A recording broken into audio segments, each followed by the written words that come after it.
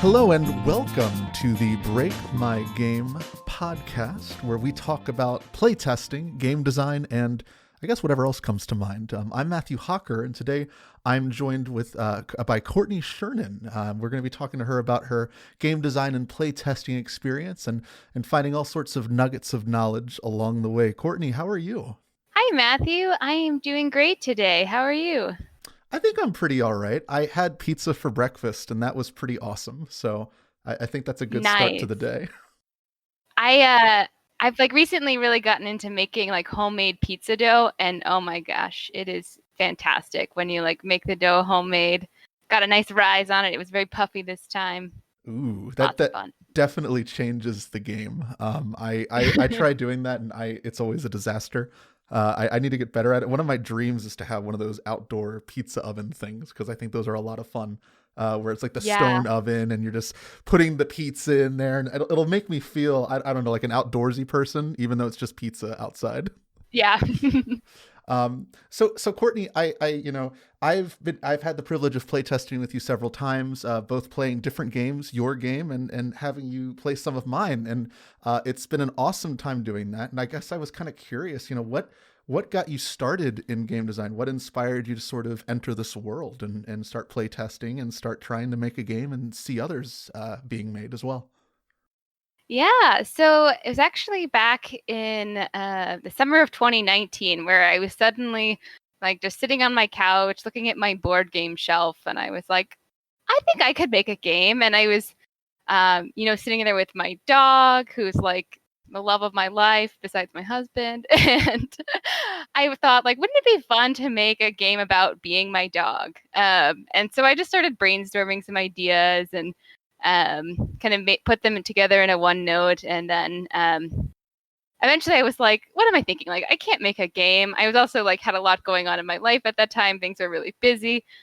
So I kind of, put it on the back burner, didn't think about it for a while, but kept those notes. Then fast forwarded about a year to the summer of last year, right in the middle of the pandemic, where things had slowed down substantially. I was like, I've got a lot of spare time these days. Maybe I should revisit those notes. Maybe I could actually figure out how to make a game. And that can at least, even if it's horrible, it'll keep me busy, help me de-stress, give me something to focus on.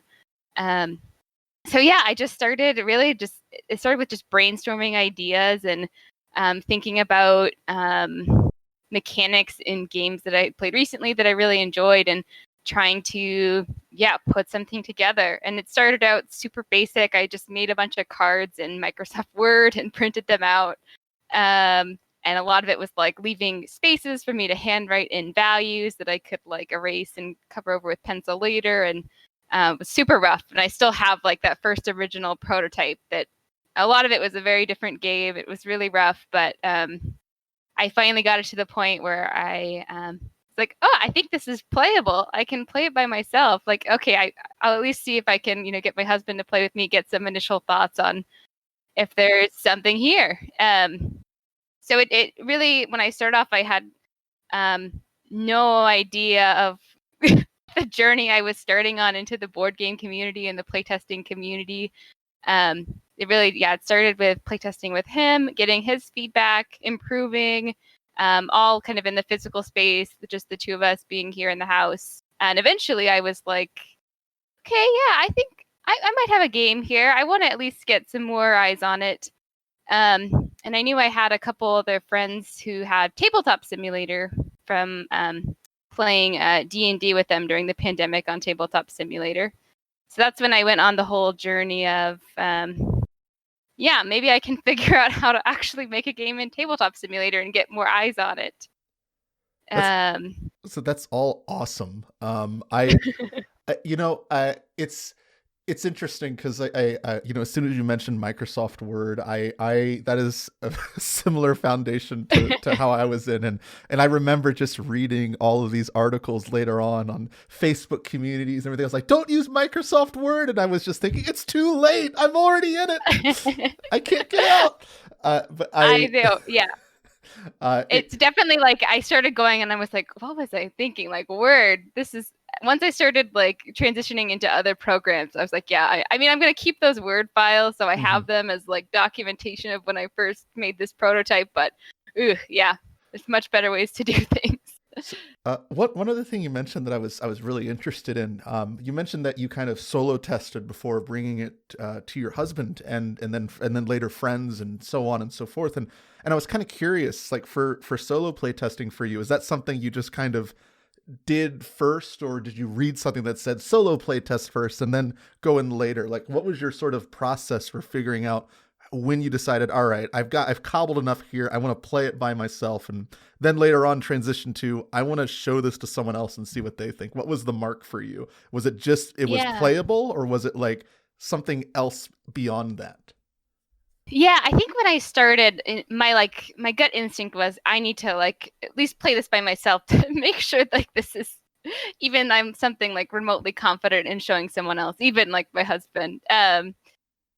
But I know I like Googled early on like how do you make a game? How do you play test a game? And I know there's multiple like blog posts out there that kind of break down, a path you can take, which is kind of the path I took, where you start, solo play testing just by yourself, trying to work out any major issues, and then kind of your friends and family circle, and then moving on to like play testing with, complete strangers. That's definitely the path I took, and it was, I think I kind of leaned into that from what I read online as being a reasonable path, and plus just who I am as a person, like I I'm a little bit of a perfectionist, and I definitely like want to try to work out any issues that I can on my own before having to then like force those issues on someone else to have to find. Hmm. Um, so yeah, so I think when I first started just playtesting by myself, I got it to the point where I was like, this is a game, this is playable, and I think at least there's something on here I think is fun. And once it got to that stage, I was like, okay, I'll start showing this to other people. But I was definitely hesitant to, my husband, he was aware of this the whole time, and some of my really close friends, but I don't want to say I was like ashamed, but, or, there's definitely some fear of like being judged a little bit of telling people, like, I'm designing a board game, of Hmm. people, thinking, like, what? Like, how are you going to design a board game? You don't know what you're doing. But I found that the reactions I did get from people when I started telling them were the complete opposite of what I had in my head, of people thinking like this was such an awesome thing that I was working on. It was so cool that I was going on this board game design journey, and how so many people like told me they were like proud of me for doing something totally out of my comfort zone. And so that was really nice and really early support that helped me keep going for sure. That's awesome. That early support is so valuable, and I think that's also why I've really appreciated a lot of the different communities I found over the last year, because for the most part they tend to be very supportive, and you have a lot of people on that same journey, and so that's been great to see. I'll say my own experience. I felt like when I first dove into game design, when I told people about it, I don't think anyone believed that it was going to be a thing until it existed in a box. And they're like, "Oh, okay, you made a game. I see." Uh, and the number one question I always heard was, "How are you going to make money off of this?" And I was like, "I don't know. I'll figure that out later." That's future Matthew's problem. I'm just trying to make the game right now, and so support is so valuable, and I'm glad you found that, as opposed to the opposite, because that's not a fun thing. And so it's really cool. What would you say, sort of looking back on the full spectrum from the beginning to now, like if you could go back and give yourself some advice, either in design or play testing at the start, is there anything that you would go back and tell yourself just to keep in mind for future? I think if I could go back, I probably would tell myself um, to make that jump into playtesting with people online, complete strangers, sooner. I think I did hold out for at least a couple months of yeah, wanting to try to make it perfect, even though at an early stages of a game that's just impossible. And kind of limiting the amount of feedback I was getting because I just wanted to stick with friends early on. And so I think now, at least going forward with future games, hopefully that I work on, I'm I still want to kind of do the family and friends thing first, but make that jump over to playtesting with complete strangers sooner, because you notice immediately like the level of feedback that you get, it takes it up to a whole nother level, which was so helpful and really helped take my game to a state that I never thought it would be at. What would you say are some of the big differences in playtesting with family and friends versus complete strangers, and do you actively seek different types of feedback between those groups, or conduct your playtest differently? Yeah, I think no matter like how much a family member or a friend tries to be completely impartial and give you 100% feedback, like they may have that intention wholly to do that. I notice I just get much more, I guess, I don't know the right word for this, like nicer feedback, or always like a lot of like, oh, I wasn't a huge fan of this, but like this is great, like you're doing awesome, and it or not, I guess, the whole truth, or it's what you might hear from some. it's always like wrapped in support, like it's Yeah. always like a support blanket over you. You're like, oh, okay, this is great, you're gonna do this, and yeah, which is really nice to get that initial confidence, and it's really nice like when you have something that, like sometimes if I'm testing an idea or a change that I'm like, I don't know if this is a good change or a bad change, this could be horrible. Sometimes it varies. Sometimes I like to test those really big changes with family and friends first, because for big things, like I would notice I would get pretty like honest feedback, and they're great for, I can test with them so often, and they've played so many iterations of the game that they can say at least relative, like how to do like this versus what you played before, which is nice. But then again, it's also, if you really want just blunt, honest feedback, like you gotta go with, anonymous strangers who don't really have an investment in you as a person necessarily. They, people and other designers want to support you for sure, but you'll get much more honest feedback. Absolutely. I will say one thing I was surprised by over the last year is that I've gotten used to several different playtest communities, and I mostly go to those, but there's starting to become an effect where I'm not playing with strangers as much. I'm playing with people that I know, and I'm like, uh-oh, is this becoming like a family and friends situation? Do I need to like go out into the beyond and find more strangers to throw this at? I'm not 100% sure yet. It's definitely interesting. I was gonna also ask, sort of like, the types of questions you ask. What are certain things that you like asking to players of your game generally? And do you find that the types of questions you ask might be specifically for your game, or do you ask kind of more general questions that might be applicable to any type of game? Let's see. I like to really ask things that get into how people felt over the course of a game, for sure. Because I like really open-ended questions that let players kind of take it in a direction rather than like yes or no, like did you have fun? Did you enjoy the game? I like to ask questions about like if people felt like they had like the decisions they had to make, and if they felt like they impacted the results of the game, making sure people feel like they have agency and that it's not just like a random outcome, that people are feeling validated by the results of the game based on the decisions they made. I like to ask what's frustrating about the game. I think that's one I go to a lot, and framing it not as a yes or no, like was the game frustrating, but like I'm sure there was something frustrating in here. Tell me what was frustrating about the game. I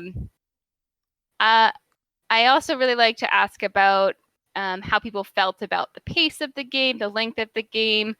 And I think that's something that is specific to the game I've been working on that has been I guess, an issue I've worked on for a long time of trying to reduce downtime between turns and make sure the game still feels like it's flowing well and doesn't outstay its welcome.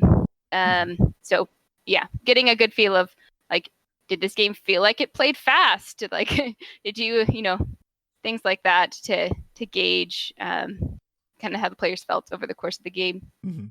I think I'm very similar to this. I think player feel is so relevant because I think that sort of educates a lot of the technical decisions that come later. What regarding player feel, do you like to sort of play a couple games after an iteration to kind of get a general idea of how many players feel, or do you tend to rapid iterate quickly after a game or two? Like sort of how much data do you like to collect off of feedback until you make changes? Oh, this is a tough one because I kind of do a combination of both. Hmm. It really depends on the feedback I get. Like if I get feedback, and sometimes someone will say something and I'm just like 100%, I totally agree with that. Like I need to make that change. Um, then I will do it immediately. Like if there's something I know needs to be changed, I won't play test it again until I fix that issue because I want to like reduce the number of times that playtesters are like calling out stuff that I know needs to be fixed or changed. But if it's more of a like this could potentially be an issue with how this player is feeling, I maybe there's something here I need to resolve. I definitely like to get at least a few playtests in and seeing if that's a recurring theme. I think what I really do is I definitely record a lot of numerical data from my playtests and take very detailed notes, just so I can try to see if there are patterns across Hmm. playtests. Because maybe you don't even hear the same feedback in like 3 back-to-back playtests, but over the course of like a couple months, this same issue has been brought up by a few different people. Hmm. Then kind of going back to revisit, like, okay, this is probably something I need to look at in more detail and maybe make a change to the game. Right. Um, Well, yeah, but I'm definitely not a person who like who will just play test the same version of my game a minimum of 2, 3, 4 times before making any changes. Like if mhm, there's something that needs to change, I like change it as soon as possible. right. Well, so you brought up an interesting word, quantifying. How do you quantify like player feel? So what does that look like? Do you kind of just say happy, glad, not fun, really fun? Like how do you notate that? I guess I don't really quantify player feel per se. Hmm. Um, but anything numerical that I can get out of my playtest, I try to. So definitely like start time, end time to get the duration of the game. I try, sometimes I forget, but I try to track how long my teach was. Hmm. Like end game score, but the different like components that went into that score, how Hmm. many cards people had at the end of the game, um, just to have that as a reference if I need it. Like I don't necessarily then like analyze the data after every single playtest and see how things have changed, but Hmm. I just like knowing that I have that if I say I want to go back and say, okay, across these 10 iterations, how has my average playtime for this player count changed or Right. things like that. Because there was a point in my game where I shortened it. I went from like a 10 round game to a 7 round game.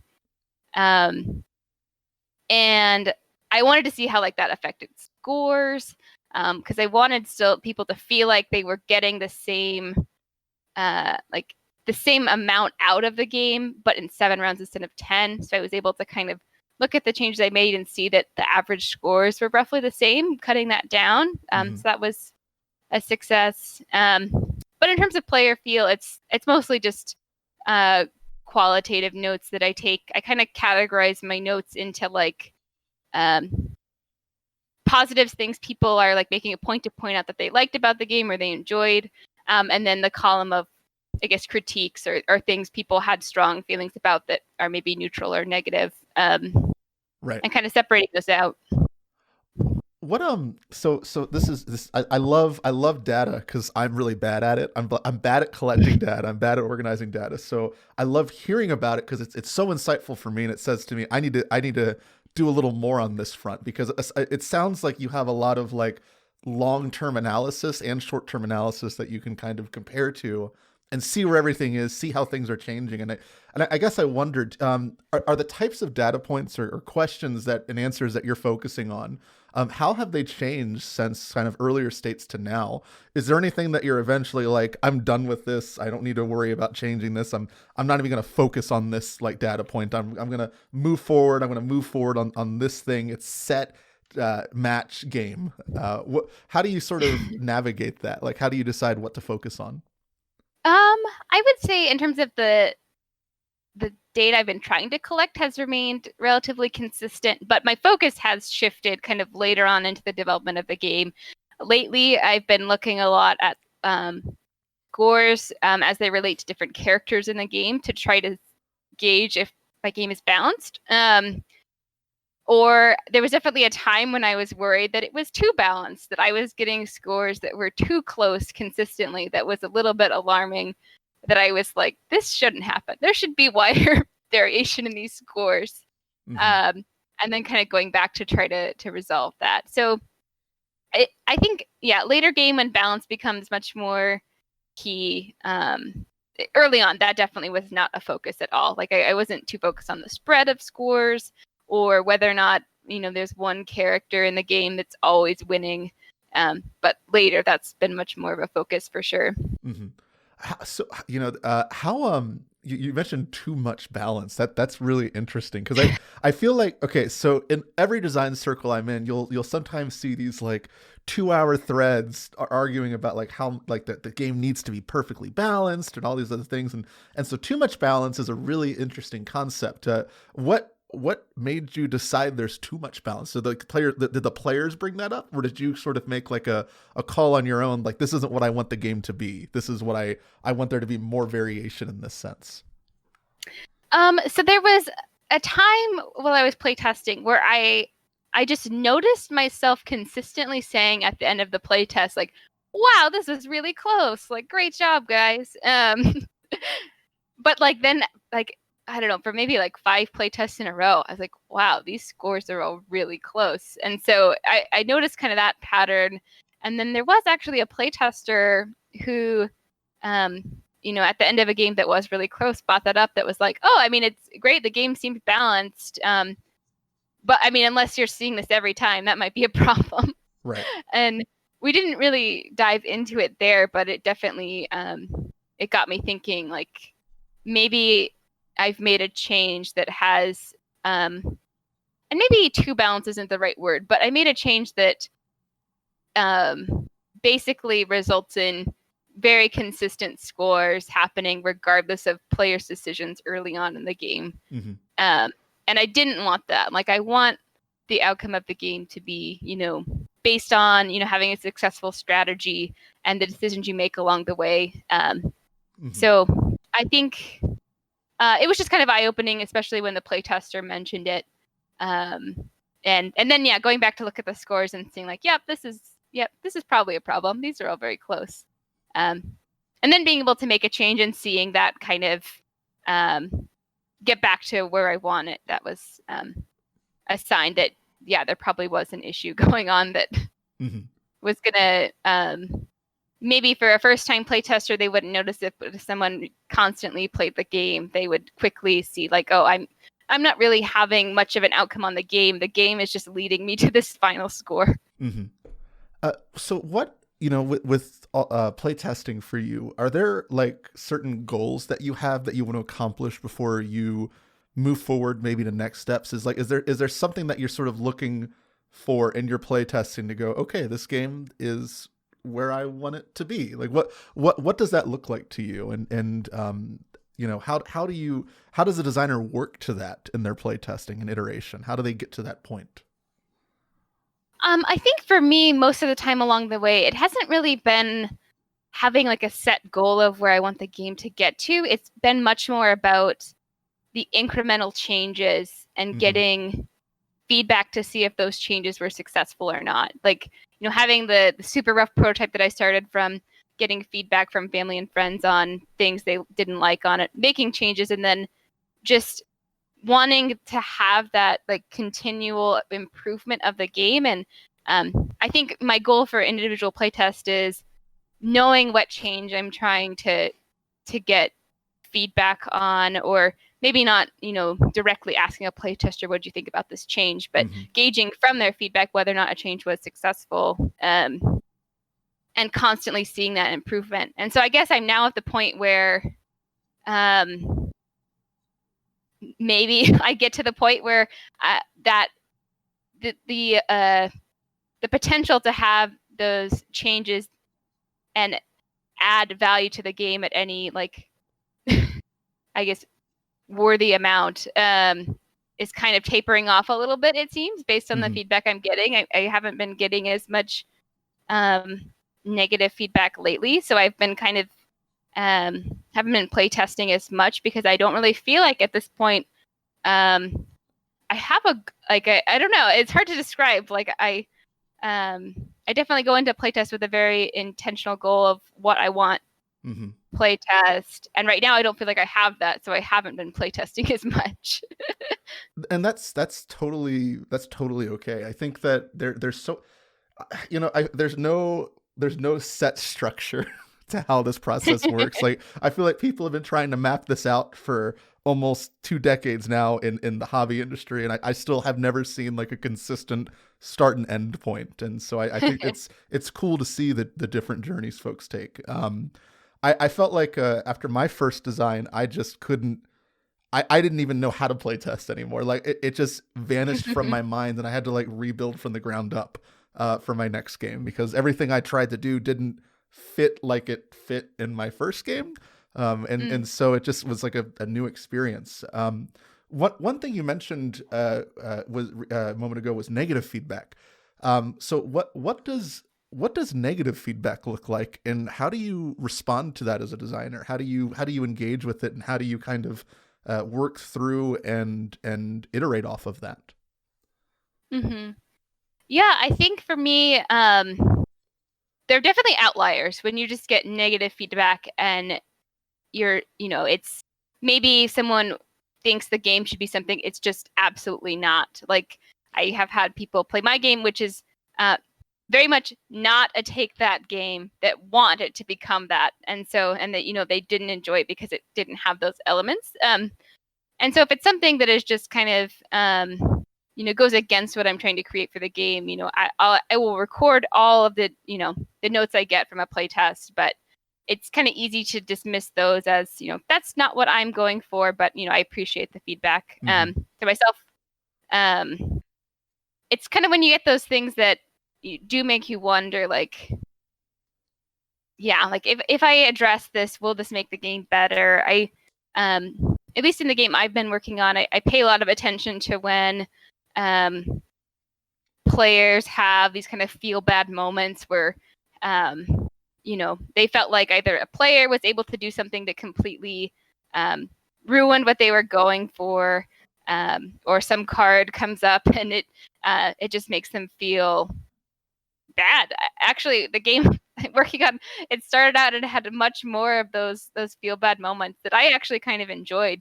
But just from the feedback I got from people saying that, how it made them feel during the game, how they didn't enjoy that, how it kind of took them out of the game a little bit. I had to acknowledge that, like, I may enjoy these kind of negative things that make me have to, adjust and adapt. But consistently, people are telling me they don't. And so I need to listen to that if I want to make a successful game. So I always try to, like, kind of put myself in the shoes of the playtester, understand, like, why, they felt the way they did about something. And I always kind of digest after a playtest, because I look through and I have my kind of list of the specific critiques or negative feedback I got. And I kind of go through them one by one and just think through, like, okay, what could I do to address this? And do I think that would add value to the game in a way that I would like? And then I kind of make a separate list of, these are my action items of things I want to address that I agree with, or I see a potential from the feedback I got in this playtest to make a better game. I think that's a really awesome way to sort of observe that and go through it. I could personally attest. I've definitely encountered, like, you'll get feedback and you're like, I don't know what to do with this. I don't know what this is. I don't know how to, like, navigate this. And then maybe it's like you'll have, like, it could seem like an outlier, but then it just sort of stays in the back of your mind, like, but what if? And it doesn't go away. And so it's tricky to figure out like what works and what doesn't sometimes. And you'll see all these different kinds of designers say, sometimes you just scrub the game completely and you start fresh. And I'm always terrified of that state, right? Like where everything seems like it's going great, it's going well, and then suddenly there's this wrench in the plan, and you're like, uh-oh, and then it just flips everything. It flips the table, and you're like, okay, well, I guess I gotta try a totally different thing. And it's tricky to know when that's just a voice getting into your head versus this Yeah. is something that needs to happen to improve the game. Yeah.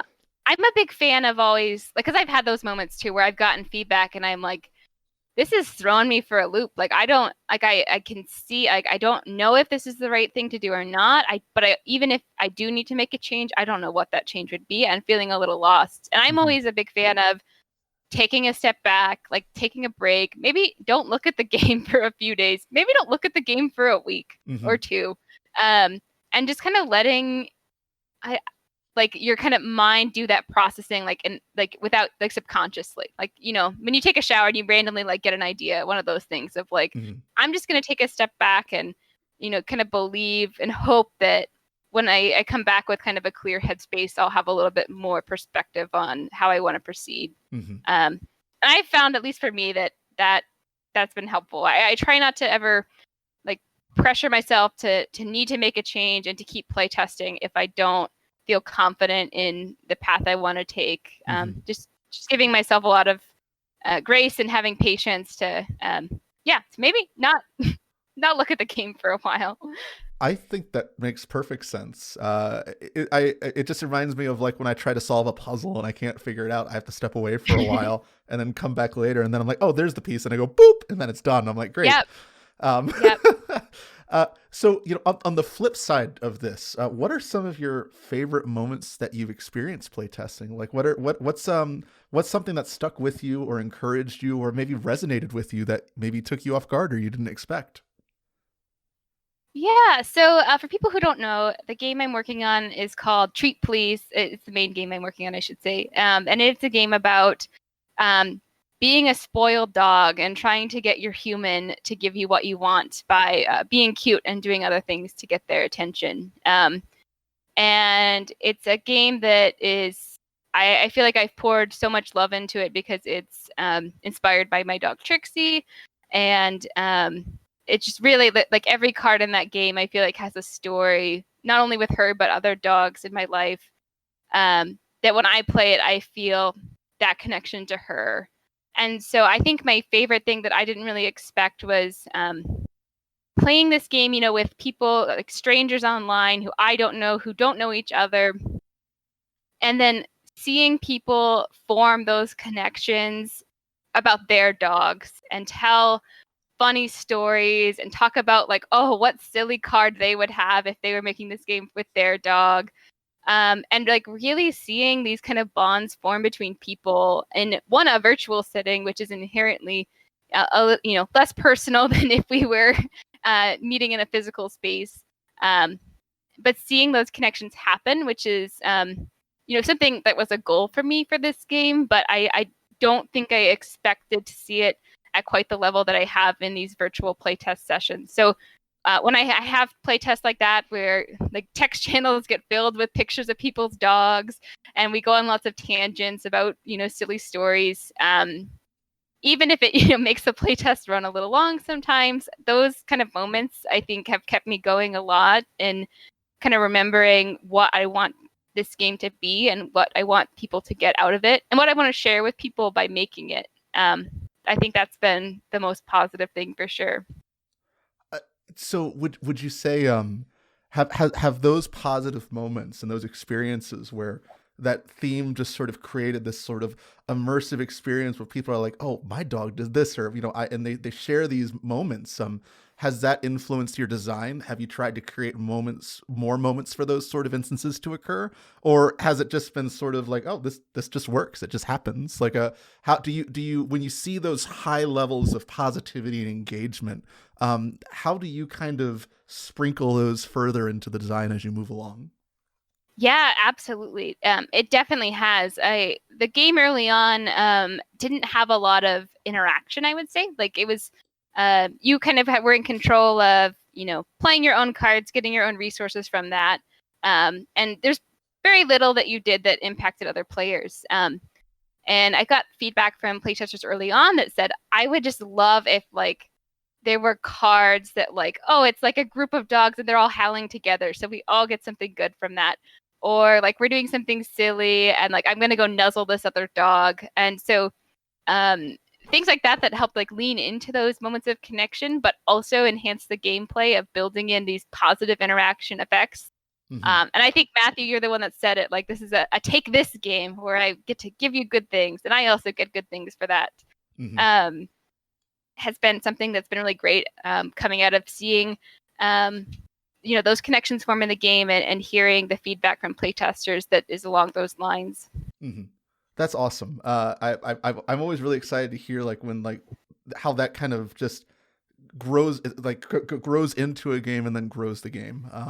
I did a word game a while back, and one of my favorite things to see was when players helped each other make words, and I was like, "That's so cool! I want all of that positivity always." And even if they're competing against each other, like opportunities for that are so awesome. And I personally feel that that's been something of a philosophy that has grown in the gaming industry more and more, is like, how do you bring positivity into a game even where players are competing with one another? And maybe that's through the theme, maybe it's through mechanics, maybe it's through more cooperative interactions of engagement for a period of time. And I personally love it. So it's awesome that you've had that experience and that you've leaned into it further. Courtney, where can we find you on the internet? Where can we find out more about you for those who are interested in following along on your design journey, and maybe check out some stuff on your game and your design habits? Yeah, you can find me on Twitter at Courtney Shernan, Shernan. I post about treat please sometimes. I also like to bake things. Sometimes you'll see me post pictures of uh, fun baked goods that I've made. For the moment, that's mostly where you're able to find me. I also, active member of Break My Game, event host, moderator. I host the Tuesday Slot A playtest if anyone ever wants to hop in and chat with me and playtest some games together. Yeah. Heck yeah, sounds awesome. Well, folks, hope you took some awesome insight from this discussion. Courtney is a fantastic designer. Treat Please is an amazing game, so definitely keep an eye out for that. You can find more information on Break My Game at breakmygame.com. We're also on Twitter at twitter.com/breakmygameg, and then facebook.com/breakmygameg as well. Thank you so much. And Courtney, thank you for joining us and sharing your playtesting experience. I really appreciate it. Yeah, thank you so much for having me. All right, have a good one.